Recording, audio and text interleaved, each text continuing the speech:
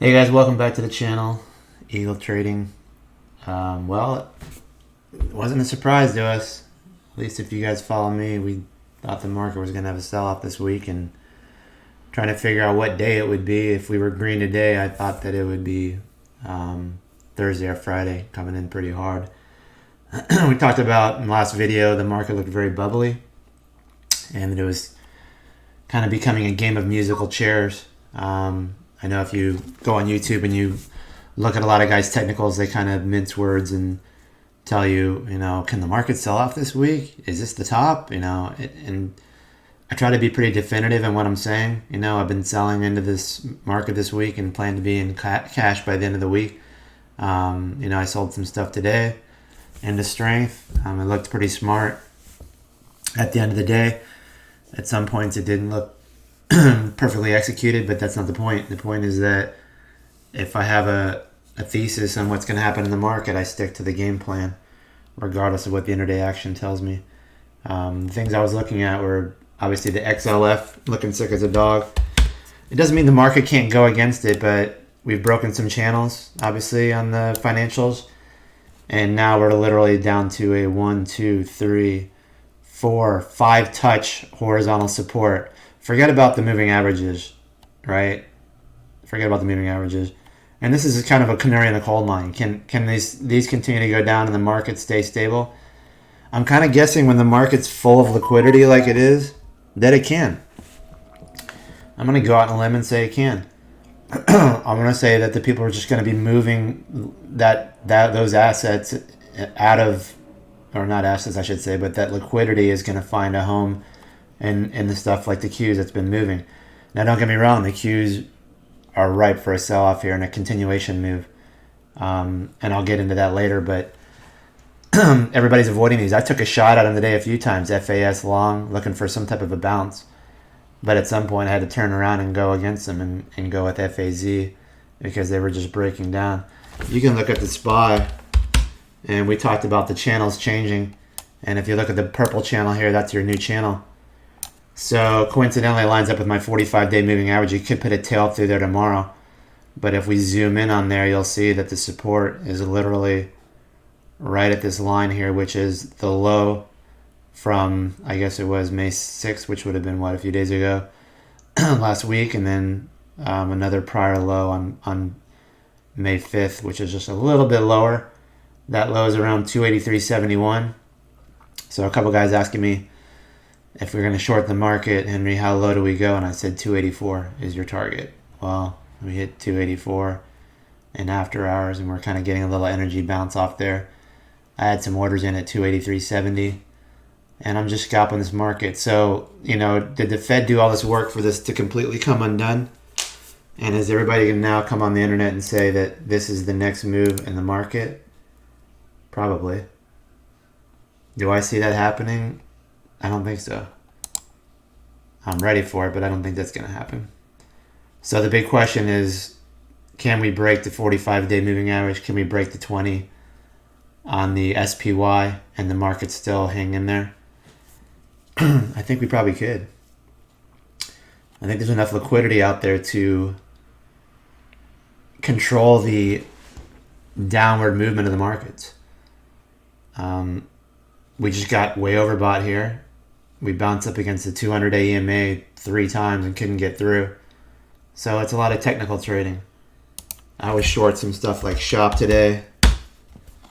Big reversals intraday. I told you a lot of these stocks that we were talking about last night on my bubbly video. Look at this break here. I don't know if that candle is for real. I was short a big 40 shares, but you're talking 30-point moves. I don't mind taking the $1,200. But look at that triple bottom breaking. And then you can see it if you look at your intraday VWAP. We broke the VWAP right on that line too. It just happened to be my support line. Things just started coming undone. I don't even know if that was real. I probably should have covered into that. I'm out of that. Uber, I was short too, looking for this thing to break, and it would not break until it finally came below this level here. And I'm thinking, these guys want to do an acquisition in this market and be a jack of all trades by buying Grubhub. I mean, this is speculative BS at its best. And it doesn't matter. As long as the market's full of liquidity, you're going to see guys like this today. I was short this, and I'm like, how is this thing not breaking? Into the downtrend of the market. I'm like, why is this not breaking? So I got to put my stop in above here. Meanwhile, I'm friggin' flat, waiting for this thing to get hammered. And of course, it gets hammered in after hours after I've already covered into the close. Sometimes you can get the market right, and you can be too far ahead of the market, and you're thinking that your timing is off. So a lot of this stuff is not a surprise to me. We talked about the McClellan oscillator looking sickly. We don't have to go to the SPY to show that. But if you show the study I showed you on the video last night, we can edit that study set, and we'll add it. It's pretty much a market strength study. So we'll pull up the McClellan oscillator. These are Mickey Mouse charts on TOS, but they work. And you can see the oscillator was a little bit of a concern of ours. Whoa, what is that? Hang on just a second. That is not the McClellan oscillator. It may or may not be. Is that our McClellan oscillator? It certainly is. Why does it look all wacky doodle? Is that even a word? Alright, we're going to figure out what's wrong with that. But obviously there were some issues with, and it might be because I'm on a intraday. And it probably is because I'm on intraday. There we go. Sorry about that, guys. Long day. We talked about the McClellan oscillator here, making a higher price point, right? But a lower price point on the top end of the McClellan oscillator, meaning quite a few stocks are starting to narrow and support the market. You know, whether it might be Amazon or whatever's in the SPY that's making the market strong, Microsoft, Intel. And that was a red flag, and we expected it to pull back and it to bounce in the market, which we said to buy the hell out of 279s and sell it at 288, which we got actually more than that. I didn't expect us to get to 294. And I said the bounce would probably be another lower high on the McClellan oscillator, kind of thinking that maybe somewhere in here, but it didn't even make it that far. Didn't like this little action in here. And now you're probably going to go down and test this red zone here, which was kind of the bull bear line in the sand as far as the average stock was concerned, meaning the breadth of the market reversing and looking super strong, as now kind of is going to be tested here. So not a surprise to us the market sold off. I was in SDOW. I got tired of shorting the SPY. So I'm looking for lower prices. But you have to understand too, when we see the market, let's look at a 10-day on the market. Actually, let's do a 5-day. You'll see a kind of head and shoulders pattern on the 20-minute, even the hourly. It's all the same. Let's get rid of this BS. But you can see kind of a head and shoulders pattern on the 5-day with a neckline breaking. And we'll call this, let's do a little drawing set here. And we'll call this the left shoulder. Hang on just a second. We'll call this the left shoulder. Something like that. And then this is aftermarket stuff. So here's the head making a higher high, right? And then we have a little bit of a right shoulder here. Remember, that's after hours in gray. So you have a little shoulder here. Forget about this junk. You have the head here, then you have another shoulder here. And then basically what you have is a break of the neckline. And this probably could be a little cleaner if I didn't have extended hours trading on. Funny, that's one of my Fibonacci lines there, and you can see the market bouncing, one of my fan lines. So here's a little bit of the pattern here. And then this is kind of the neckline here.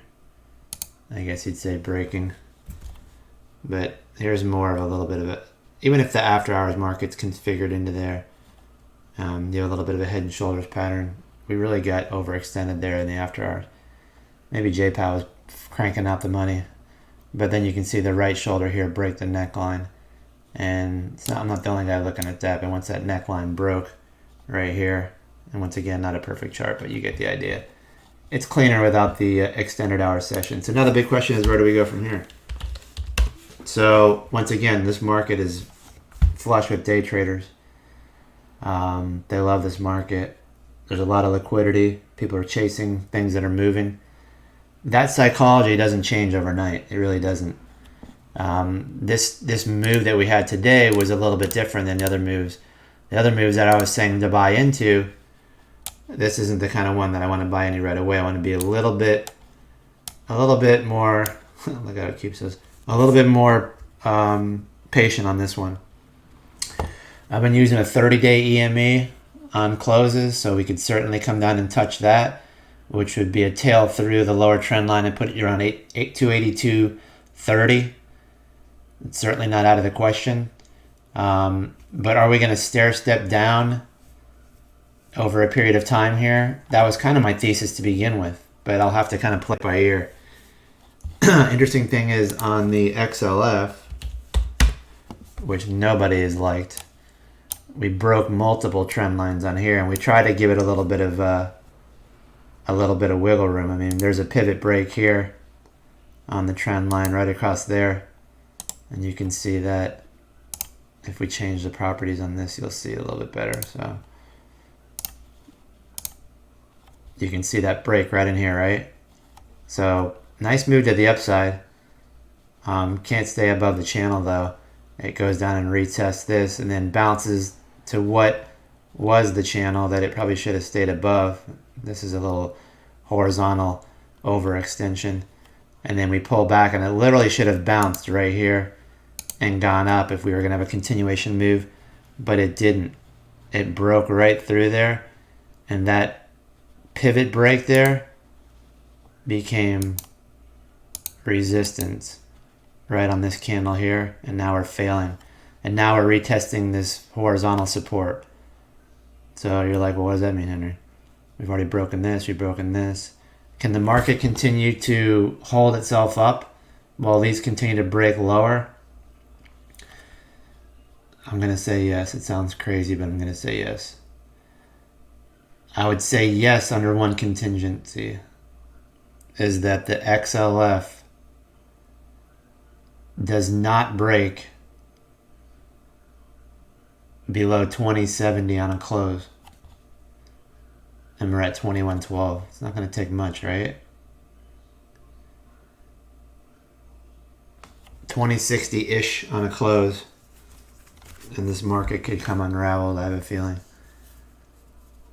But once again, there's a lot of liquidity, a lot of support. Everybody's looking at the same moving averages. Let's look at the Qs real quick. Super strong. But I got some channels on the Qs too. Now, this actually is an area of vulnerability here. You think that everything's hunky-dory because this is where the market's coming to, right? Everybody wants in the Qs. That's fine, but when you get overextended, this area could get rocked more than the other areas. And I'll go into another thesis on that too, because we probably want to buy the small caps. If we're going to play the bounce, we're going to play the bounce. But there's a couple different lines here that we've broken out of and into. So the momentum channel is snapped now, and you're below that. You could literally go down and test this area here on the Qs, which would put us, depending on the time frame, around 213. That is a freaking huge move from 221. And then now tomorrow, your top channel, if we do get a bounce in the morning, is going to be like 224.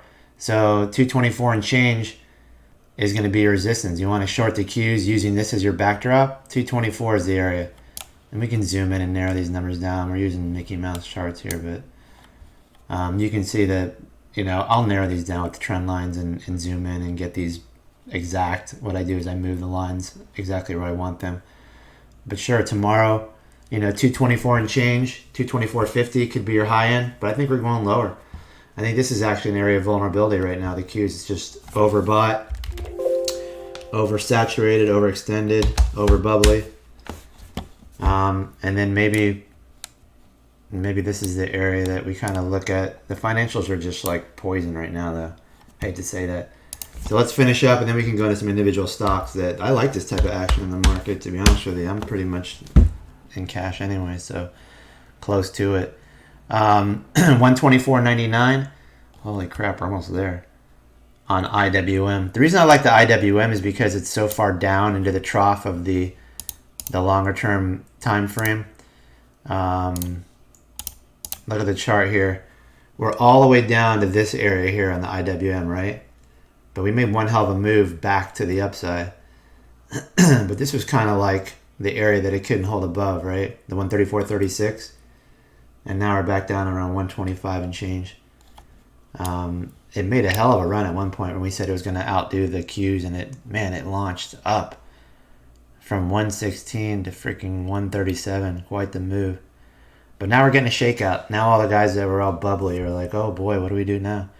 So we're going to have to be a step ahead of them. And when they get scared, we're going to be a little bit more bold and step out. But we want to make sure we're not getting smashed either. Let's remove the Fibonacci. We can always duplicate that. So yeah, the trend line probably looks something like this. Here's your sell-off. You have the downward narrowing channel. And then we have some price rejection with a retest. And then we're off to the races. So I think this is a legitimate candle right here, the tail of that. And maybe we run something like this on the IWM. We don't want to use tail, so we're going to use closing. And see where the resistance would be, and then we'll probably pull from this candle and use closing and see where the support would be. Actually, to be honest with you, I don't like using that one candle to pivot this entire thing here. We're going to try to figure this out, but most likely somewhere in the 120 without breaking this, you could see that. And as far as a bounce tomorrow, we're probably running somewhere along this line right in here, which would mean tomorrow would be fantastic to get somewhere around 123.50, and we're at 125. We're going to narrow these numbers down later and see what we come up with. These are just charts being drawn in real time. DraftKings today, a little bit of a spinner, indecision. I mean, had a nice move today, up $1.84. I sold some at $27.70. I thought I made a mistake when it got over 28. Is what it is. ITCI, nice move today too. Had a bigger move intraday, but this one's been nice too. We bought us at 1960. You can see the intraday move where it kind of broke the momentum. I mean, everything's coming down. That's like I said, you know what? We have stocks that we like, but you know, when they I don't know why I drew that. You know, when the whole market's coming down, it's hard to hold them, you know? It's really hard to hold them. This one broke too, right in here. It just came down precipitously. It had a couple momentum pivots on this one intraday. There's another one too along this line. Push through, then retest it, then fail. Then you're kind of going into some horizontal support. So I'll get some better ideas of what's going on, but you can see what happened in the market. Actually, in the XLF, we have a MACD crossover. It's the first one that really did on the daily. We see a little peak of ugliness here. See it? Right there. Uh-oh. No bueno. We don't have that in the SPY. In the SPY, we could have a touch and go. SPY is touchy, but no go. Could that happen on the SPY? Yeah, it could. In fact, we could roll back down and then curl and stay positive, which could give us a lot lower prices. We'll try to figure this thing out, though, but this little aftermarket stuff is just noise for right now. Tomorrow's the real deal, and we'll try to narrow that down.